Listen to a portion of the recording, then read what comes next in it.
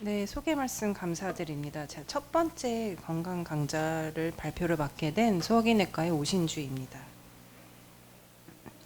네, 제가 오늘 말씀드릴 내용은 이제 대장암의 조기 검진에 대한 내용으로 어떤 환자분이 언제 그리고 어떤 방법으로 진행을 해야 될지 이제 간단하게 설명을 드리도록 하겠습니다. 먼저 대장암의 같은 경우는 2015년도 우리나라 이제 암 발생률 기준으로 보았을 때 남자에서는 전체 2위 그리고 여자에서는 전체 3위를 차지할 정도로 주요 암종 중에 하나로 잘 알려져 있습니다. 이런 대장암은 이제 발생률 상에서도 2014년도 통계 기준으로 봤을 때 2000년도 이후부터 꾸준히 연간 상승률이 5.2%로 지속적으로 증가하고 있는 암종 중에 하나로 이제 많은 관심이 대두되고 있습니다. 특히나 이런 대장암 같은 경우는 고령 인구뿐만이 아니라 50세 미만의 아주 젊은 층의 환자들에 있어서도 이제 여러 문헌들을 통해서 지속적으로 그 발생률이 증가하고 있다는 게 잘 밝혀져 있는데요.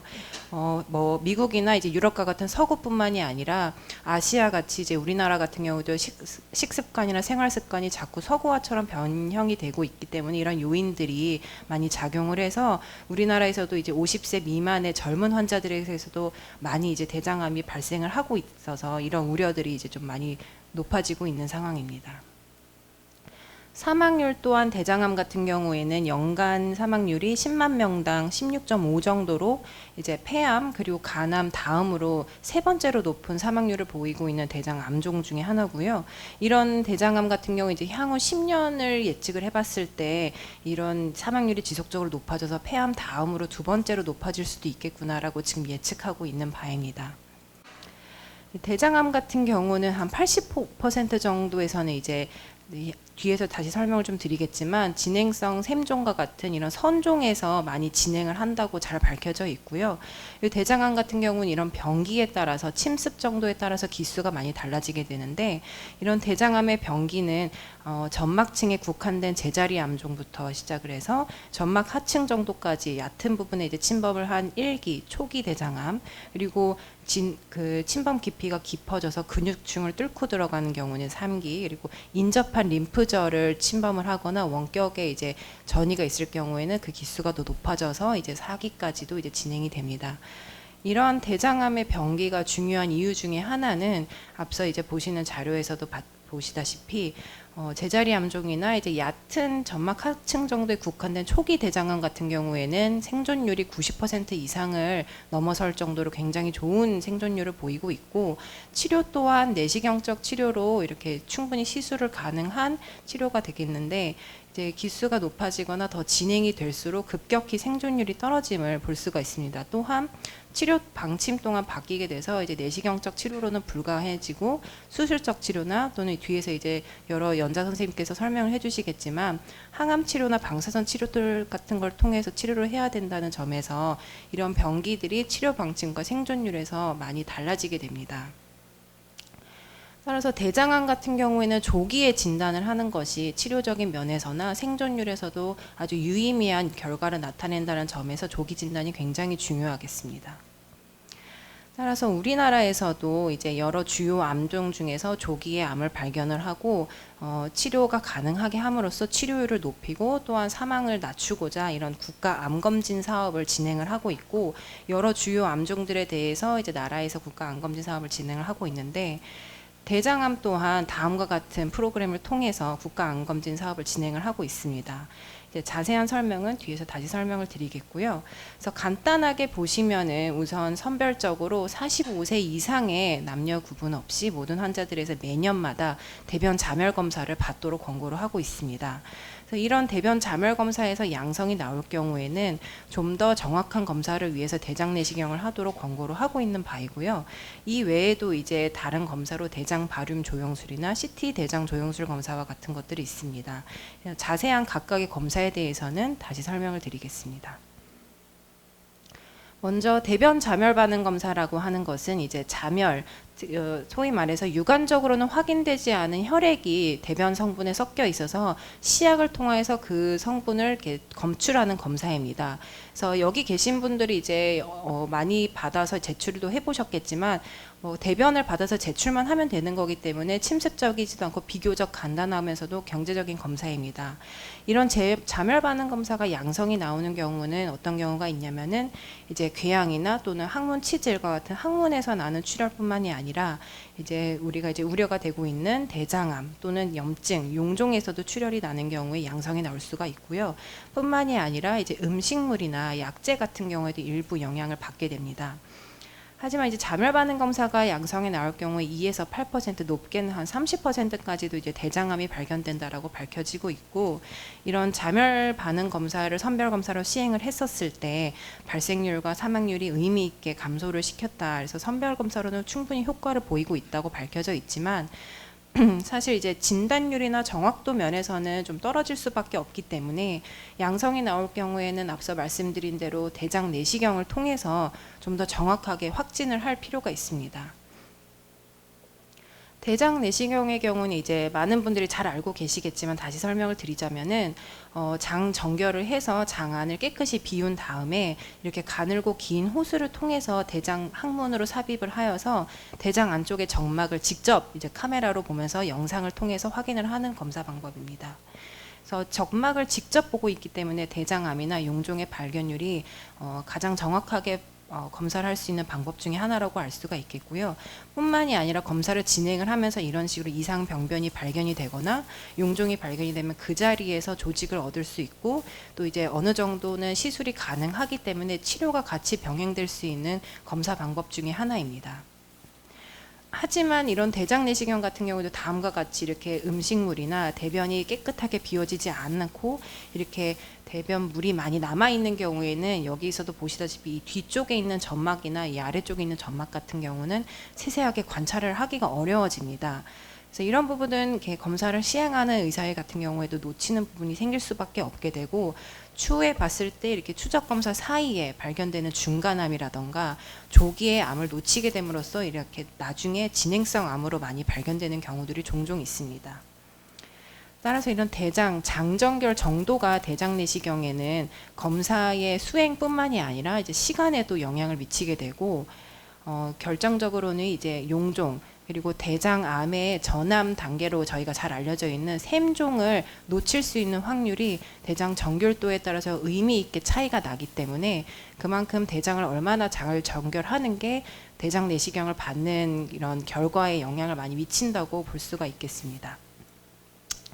따라서 장정결이 불량해서 부적절한 대장 내시경을 받을 경우에는 이런 샘종의 발견율이 떨어지게 되고 맹장 삽입률, 즉 검사를 이렇게 완료를 하는 비율이 상대적으로 낮아질 수밖에 없기 때문에 중간암의 발생이 높아질 수밖에 없고, 또한 재검사를 해야 된다는 그런 불편함이 생기게 되어서 경제적으로나 시간적인 면에서도 좀 다소 효율이 많이 떨어진다고 생각을 할 수가 있습니다.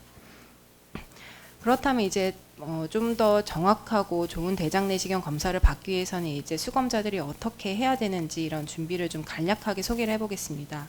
먼저 대장 정결 상태는 이렇게 노란색으로 소변 양상과 같이 대변이 잘 받아져야지 이제 검사를 받기에 적절한 정결 상태가 됐구나라고 생각을 하시면 되겠고요.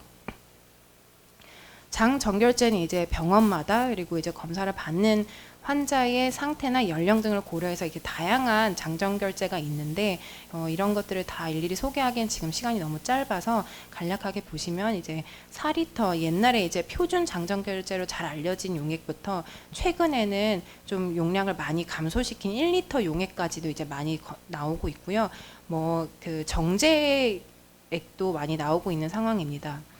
이런 장정결제를 선택함에 있어서 물론 이제 장정결이 얼마나 잘 되는지, 그리고 사실 그 수검자 입장에서는 먹기가 편한 게 아무래도 중요할 수밖에 없습니다. 그래서 이런 효과와 순응도 면도 당연히 고려를 해야겠지만 무엇보다도 가장 중요한 거는 장정결을 받고 나서 부작용이 발생을 하는지, 이런 불균형이나 신장애 같은 안정성이 가장 크게 고려돼야 됩니다. 그래서 이런 것들을 복합적으로 고려를 해서 환자의 기저질환이나 연령 등을 잘 고려한 다음에 대장정결제를 선택을 해서 이제 복용을 하게 되겠고요.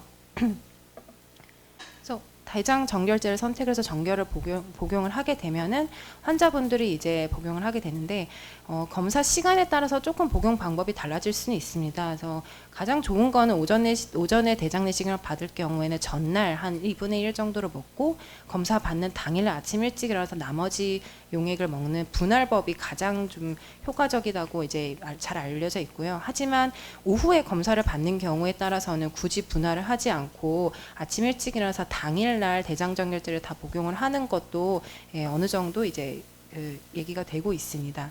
하지만 중요한 거는 최소한 검사를 하기 2시간 전에는 이런 장정결제를 다 복용을 하는 것이 좋겠고요. 그리고 장정결제를 다 복용을 하고 난 후에도 4시간이 넘지 않는 시간에 대장 내시경을 받는 게 가장 대장 내시경을 효과적으로 좀 받는다고 생각을 하시면 되겠습니다. 또한 이제 환자분들이 오시면 대장 내시경을 받기 전에 음식은 어떻게 먹어야 되는지를 잘 물어보시는데요. 이제 뭐 정결제의 안내문에도 많이 나와 있긴 하지만 이렇게 씨가 있거나 뭐 잡곡류 있는 것들은 아무래도 그 대장 안에 이렇게 많이 남아 있는 경향이 있기 때문에 이런 것들은 좀 가급적이면 피해 주시는 게 좋고요. 보통 이제 문헌에서 많이 보면은 일반식보다는 이제 뭐 미음이나 죽 같은 맑은 유동식이나 이제 대장 안에 적게 남아 있는 저잔사식이 같은 것들이 섬유질이 좀 적게 들어있는 음식물들이 이제 환자의 수능도나 검사 시간 이렇게 검사를 받는 편의성에 있어서는 많이 좋다고는 잘 알려져 있습니다. 하지만 대장 정결 정도나 그런 용종의 발견율에는 크게 차이가 없다고 이렇게 알려져 바가 밝고요. 따라서 최근에는 이렇게 엄격하게 시기를 제한하기보다는 오히려 좀 이렇게 유동적으로 좀 저섬유 시기를 검사 전날에만 이렇게 간단하게 복용하는 정도로 좀 이렇게 권고를 하고 있는 상태입니다. 그렇다면 여태까지는 이제 대장 내시경을 어떻게 올바르게 받는지를 살펴보았는데 대장 내시경뿐만이 아니라 다른 검사에는 어떤 것들이 있는지 간단하게 살펴보겠습니다. 먼저 이제 진료실에서 간단하게 뭐 받아보신 분들도 괜찮지만 있으시겠지만 직장 수지 검사 같은 경우에는 이제 의사가 유연활제를 바른 장갑을 낀 손으로 직장 안에 직접 삽입을 해서 직장 안에 점막이나 이제 혹이 있는지 덩어리가 있는지를 좀 만져보는 검사입니다. 그래서 이 검사는 뭐 비용적인 면이나 이게 굉장히 간단한 검사 중에 하나라서 진료실에서도 자주 이루어지고 있는 검사고요. 이 검사가 중요한 이유 중에 하나는 전체 대장암의 한 70% 정도가 직장 또는 이제 끝에 보면 S상 결장에서 많이 발생을 하기 때문에 이 검사가 좀 의미가 있다고 볼 수가 있겠고, 따라서 직장 수지 검사를 통해서 직장암의 한 40%는 진단이 가능하다고 이제 알려져 있습니다. 두 번째로 이제 이중 바륨 대장 조영술이라는 검사인데요. 이 검사는 이제 장 정결을 똑같이 한 후에 아까처럼 내시경을 삽입을 하거나 이렇지는 않고요. 조영제를 이제 먹고 공기를 주입을 해서 대장벽을 이렇게 얇게 피게 한 다음에 대장 정막을 우리 엑스레이 촬영하듯이 투시 장치로 인해서 영상을 이렇게 찍어내는 겁니다. 그래서 대장 내시경을 직접 삽입을 하지 않아도 되고 진통제나 수면 유도제 같은 추가적인 처치가 필요하지 않기 때문에 비교적 덜 침습적이고 좀 받기는 좀 수월할 수 있기는 하지만 이런 이중바륨 대장조영술 같은 경우에도 이 영상을 얻는 데까지만 그칠 수밖에 없고 조직을 얻거나 또는 장정결이 불량할 경우에는 거의 정확도가 현격히 떨어지는 이런 단점이 있습니다. 뿐만이 아니라 이제 조직을 얻어내거나 시술을 해야 되는 그런 치료 같은 것들이 같이 병행이 될 수가 없다는 단점이 이제 크게 작용할 수밖에 없다고 봅니다. CT 대장조영술 같은 경우에는 이제 마찬가지로 장정계를 똑같이 하고 항문에 이제 작은 관을 삽입을 한 다음에 그쪽으로 공기를 주입을 해서 이렇게 부풀리게 됩니다. 그리고 나서는 우리가 이제 CT 동그란 통에 들어가서 CT를 찍어가지고 여러 이제 재구성을 해서 이런 식으로 가상의 대장 내시경 영상을 얻어내는 방법으로 이제 하는 검사입니다. 사실 이제 CT 대장조영술 같은 경우 이렇게 많이 이루어지고 있지는 않는데 대장 내시경이 불가한 경우 이제 대장 내시경을 얻기에 너무 전신 상태가 떨어진다거나 아니면 대장 내시경 삽입을 실패한 환자들한테 경우는 2차적으로 고려를 해볼 수 있는 검사 중에 하나입니다. 불편감도 적고 복강 내에 이제 다른 대장뿐만 아니라 다른 장기도 어느 정도 확인이 가능하다는 점에서는 어느 정도 장점이 될 수가 있겠는데, 하지만 이 또한 조직 검사나 이제 치료적인 시술이 불가능할 뿐만 아니라 크기가 작은 5mm 미만의 미세 용종들은 발견이 거의 불가능하기 때문에 사실 이런 면에서는 정확도가 상당히 떨어진다고 볼 수가 있겠습니다. 따라서 앞선 검사들을 좀 정리를 해보면은 이렇게 특이 증상, 뭐 혈변이나 배변 습관의 변화나 뭐 복 만져지는 덩어리가 없거나 이런 증상이 위험류 사인이 없는 환자들, 그리고 다음과 같이 가족력이나 뭐 염증성 장질환과 기저질환이 없고 유전성 암 같은 거는 없는 일반적인 45세 이상의 환자분들 같은 경우에는 선별적으로 대변을 받아내는 대변 자멸 검사를 매년마다 시행을 하게 되어 있고, 이런 검사에서 양성이 나올 경우에 정확하고 확진적인 검사로 대장 내시경 검사를 시행을 합니다. 하지만 이런 대장 내시경 검사가 불가하거나 받기 어려운 경우에는 선별적으로 2차적으로 바륨 조영술이나 CT 대장 조영술 검사를 고려를 해볼 수는 있겠으나, 하지만 대장 내시경에 비해서는 그 진단율과 정확도가 좀 떨어질 수밖에 없는 단점이 있습니다. 그렇다면 이런 특히 위험 사인이 있거나 고위험군에 있는 환자들 같은 경우에는 이런 선별 검사를 하기보다는 바로 전문의와 상의를 하셔가지고 좀 더 정확한 검사를 바로 진행을 하는 것들을 권고를 하고 있습니다. 그러면 앞서 말씀드렸던 이런 고위험군의 환자 같은 경우는 어떤 식으로 계속적으로 검진을 시행을 해야 될지 알아보시면은, 보통 가족력이 있으신 분들은 조금 연령이 이제 40세부터 시작을 해서 5년 단위로 이제 대장 내시경을 받도록 권고를 하고 있는 바이고요. 기존에 이제 용종을 대장 내시경을 통해서 떼셨던 분들 같은 경우에는 그 크기나 개수 또는 병리학적인 소견에 따라서 위험도가 분류가 돼서 이는 이제 전문의와 상의하에 짧게는 1년 그리고 길게는 3년, 5년 정도 간격으로 대장 내시경을 추적적으로 관찰을 하도록 권고를 하고 있습니다. 그리고 염증성 장질환이나 유전성 암이 있는 환자분들 같은 경우에는 아무래도 대장암의 발생률이 상대적으로 높을 수밖에 없기 때문에 이런 경우에는 조금 더 일찍 검진을 시작을 하도록 권고를 하고 있는 바이고, 그 주기 또한 1년에서 2년 정도로 좀 짧게 시행을 하는 것을 권고를 하고 있는 바입니다. 네, 여기까지 대장암의 검진에 대해서 제가 간략하게 설명을 해드렸고 경청해 주셔서 감사합니다.